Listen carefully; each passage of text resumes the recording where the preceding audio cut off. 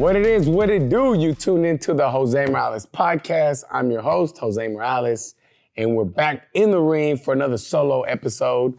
And in this episode, I'm gonna be talking about being lukewarm, jumping in and just doing things full throttle versus staying where you're at.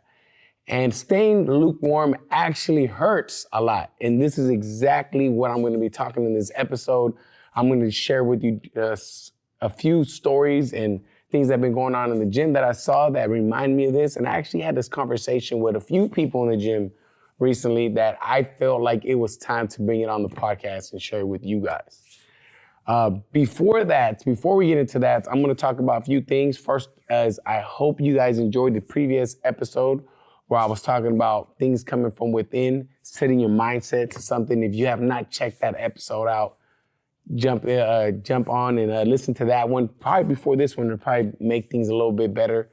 Not that they connect fully, but they will kind of relate to one another.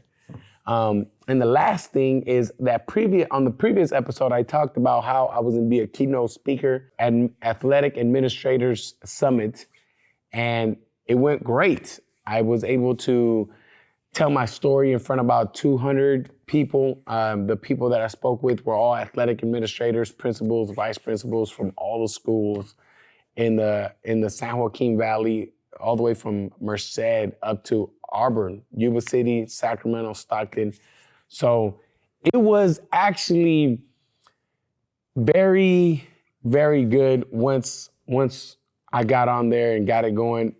I was telling Scott that before it's very easy that your mind can play tricks on you. And I think something that I learned from boxing is, just have a strong mindset. My wife was asking me, she was like, I'm really nervous. She's like, are you nervous? I'm like, why are you nervous? You're not even the one going talking. If anyone should be nervous, it should be me. But she was like, she got real nervous. And I had a little bit of nerves, but it was nothing. I told her, I'm like, man, talking in front of somebody versus fighting in front of somebody, this is way easier. And the one thing that would get to me, though, I'd be honest, is any time that I sat there, because when I first arrived, when I walked in, there was a bunch of people. And I'm looking at these people, and all these people are older. They look successful, they look like, they know what they're doing. They look educated. And when I sit there and try to put my head and wrap my hand around that, I'm talking to principals and talking to these people, sometimes I could psych myself out like, damn, Jose, should you even be speaking here? Are you even educated enough to be here? And those are the kind of thoughts I have to eliminate from my head, because the moment I start having those thoughts in my head are the moment that I start doubting myself and start thinking I should not be there. I completely cut that off before I went on stage, before the introduction, before I went on, they started talking about what the whole thing was as a whole. They call it the huddle. It's for athletic administrators to come together to make better programs for their student athletes and students in their schools. And once they started talking and saying all these things, and it got me pumped up and got me ready to go, because I was the first one to go up. I spent about 30 minutes talking about, my story and everything. It went very well. I made a couple mistakes, but it wasn't big mistakes. It was mistakes that I'm hard on myself, that I'm like, man, I should have done this, I should have done that. But that's normal with myself. I like being hard on myself. But that went really good. I'm excited to do more. I'm probably gonna be speaking at a lot more schools. I had a few schools already reach out, and I actually had a few people reach out about training here also. So again, I'm thankful I had to experience that. I'm grateful for everyone that was there and that listened to my story, and all the people that came up to me afterwards just saying that they appreciated my story, that they enjoyed listening to it. So thank you guys for that. So now, talking about the subject for this episode today, I don't know if you guys ever heard that, or seen, I think I saw something on social media once where it said, pick your hard, everything is hard. Not doing nothing all day is hard. Busting your ass at work is hard. Busting your ass at school is hard. And it says, pick your hard. This is very, very similar with that right there. That is kind of the topic of this, is picking your hard. no matter what you're gonna do, it's gonna be difficult and it's gonna be challenging and it's gonna be things that are gonna be getting in your head that's gonna be trying to get you to count yourself out. This is the topic of today, is picking your heart and going full throttle on whatever it is that you're doing. And let me explain to you what I mean by this. And I'm gonna use Kelly, for example. And I mentioned this in the past episodes and I talked to her about it. And Kelly's actually, she's been training with the Warriors at 4 a.m. consistently. And I think if I had to put a time date on this, I'm gonna say she's been doing it consistently for about four months. And she does a great job when she's here. She busts her ass, she does great. The thing with her is that she's not going her full 100%. I know she has so much more that she can do. And the reason why, which makes sense, she's got her career, she has her personal life, she's got her boyfriend, she's got all this other stuff going on, which is normal, right? And I told her, you can go 100% and be done with this in 3-4 months and move up to Attila, then you just doing it over and over and over till how long? And just to give you a little background on Kelly, I think Kelly got motivated to train with the Warriors because we would always give her a hard time that I was like, Kelly's the longest blood axe in the history of all the Warriors. She was the first one to become a blood axe and she stayed there forever. And I just give her a hard time about that. We all do. And I think when she started training with the Warriors at 4 a.m., she was doing it more to shut me up, saying that she couldn't do it versus doing it because she wanted to do it to move up. And she even told me, she's told me in the past, she's like, you know, the reason why I keep coming at 4 is because if I don't, I feel like you're gonna talk shit to me. And she's like, and I can hear you in my head talking shit to me. And it was good for her to keep doing it for a while, but then I was thinking, I'm like, wait, do I really want Kelly to do this just because she wants to shut me up? Or would I rather have Kelly do this because she wants to do this and she wants to better herself, right? Isn't that what I would want from her? So that's when I brought this up to her. I'm like, look, Kelly, if you're doing this at training at 4 a.m. over and over and you keep sometimes missing days because you travel and then that, it becomes harder and harder.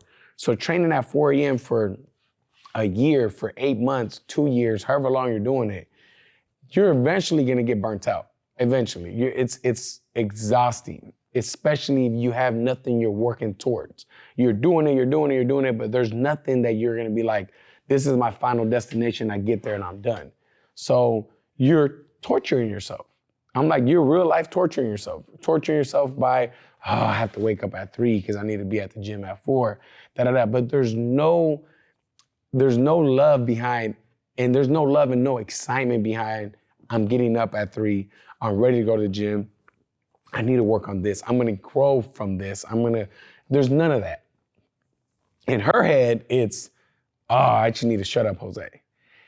And this is why I told her, if you went hard and you set a goal for yourself, hey, you know, in 3 months, I just need to move up to Attila, and I want to get to Attila and then call it quits after that. Like, that's my goal for myself, is saying that I got to Attila and that's it. Or I want to say I did Impaler, or I competed, or whatever it is, whatever goal you wanted to set. But set a goal so then you work hard towards that goal. You give it your full 100% till that time. So, right, you're like, hey, I need to reach this goal. And if she busted her ass for 3 months, she will get to the next level quickly because now she's working towards something. She's like, I'm almost there. And now it'd be less motivating, or she wouldn't be as motivated to do other things until she reached her goal. And that's exactly what I'm bringing up with this is we get caught up in not enjoying the process. We are doing things on a daily basis, sometimes for other people, sometimes for money, sometimes for various different reasons, but we're not doing it for us or because we are enjoying the journey of whatever it is that we're doing. And all this reminds me of the bathroom quote we have in the gym. I don't know if you guys, if you've been to the gym, there's a quote we have in the bathroom. And I'm gonna read it to you guys. Let me get my phone. I took a picture of it. And this is what the quote says. The quote says, First, I was dying to finish high school and start college. And then I was dying to finish college and start working. And then I was dying to marry and have children. And then I was dying for my children to grow old enough to go to school so I could return to work. And then I was dying to retire. And now I am dying, and I suddenly realized I forgot to live. And this right here is exactly what all this is, exactly what we're talking about.